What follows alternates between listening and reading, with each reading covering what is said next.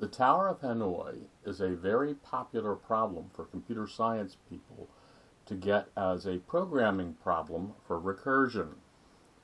And if you were to go out and Google Tower of Hanoi, you'd see lots of different videos about how this works. Feel free to do that. And if you had to program this, you'd actually find lots of samples of code for how to do it.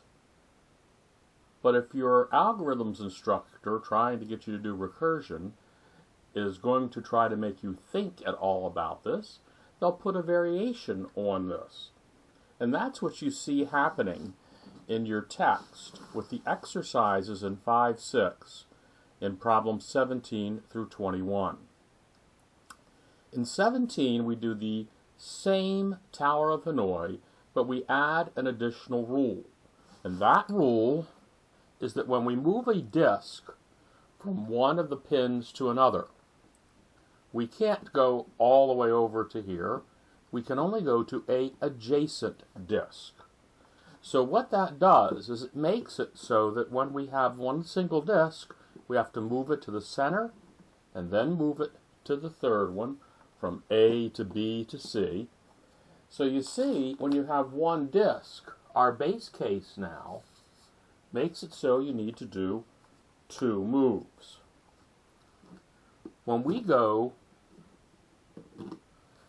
to having 2 disks, well, we're going to have to move the blue disk to here, so the red disk has to come to here, and we already know that that's going to take 2 moves. We make one move with the blue one, but now the red one is in the way here, so it's got to go 1, 2, to come back to here. Then we can move this one. And finally, we can go 1, 2 again.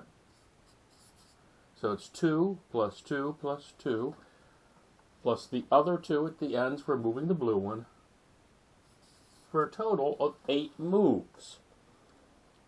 See how this increases how long it takes when they're dealing with the adjacency problem?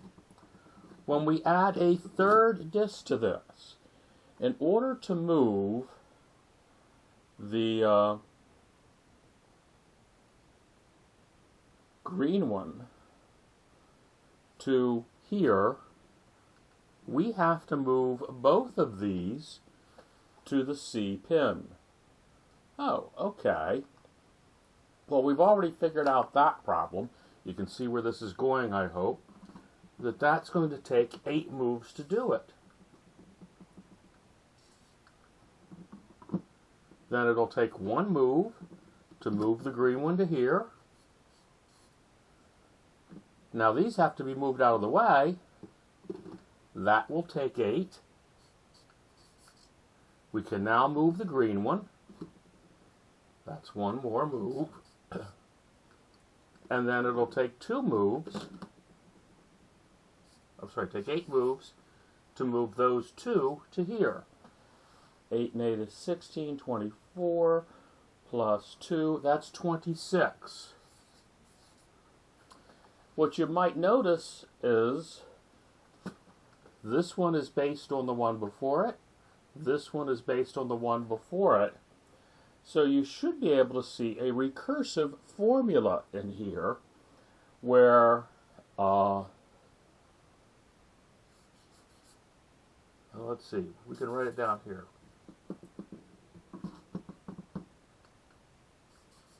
Move sub D is always equal to the one before it, but we have to do that 3 times and then add 2, which gives us our recursive formula. I'm going to leave that explanation that goes with problem 17 there and let you see if you can figure out the explicit formula. If you look at the moves, you should be able to eventually see a pattern with that, and like what we did with the regular Tower of Hanoi, you could come up with an explicit formula And then you can prove the explicit formula is correct by doing a proof by induction.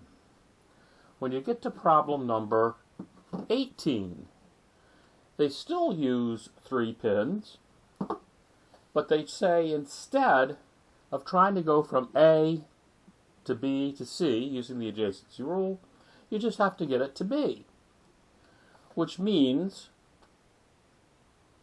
it changes the rules a little bit so that for one disk, it's only going to take 1 move.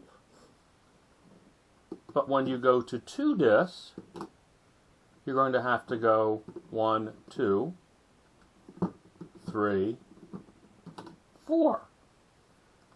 And I'll let you look at the pattern with that one.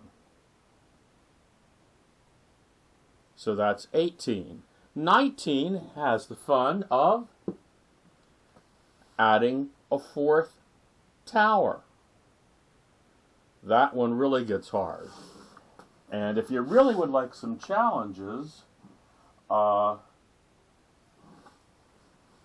you have in the next one is putting the poles in a circle. And then there's another one that deals with a double tower of Hanoi, where what it does is it makes it so that you have all of your disks paired up. You have 2 of the same size. Those are a little more complicated. You should at least examine the first one in here, because I think it's very possible you might see that one again.